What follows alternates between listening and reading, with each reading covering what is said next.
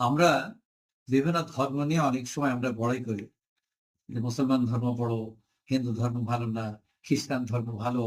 এই ভালো মন্দর বিচারে যদি আপনি না যান, আপনারা কি কেউ বলতে পারবেন কোন ধর্মই মানুষকে অন্যায়, অত্যাচার, মিথ্যাচার, হিংসা, বিদ্বেষ ও নিষ্ঠুরতা শেখায়?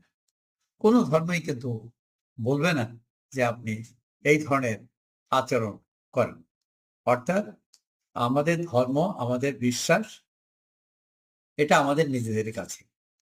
প্রত্যেক ধর্মের মূল মন্ত্রই কিন্তু মানুষকে উপকার করা, মানুষকে অপকার না করা, অন্যায় না করা, চুরি না করা, মিথ্যাচার না করা। এই সব ধর্মেই কিন্তু একটা বৈশিষ্ট্য আছে।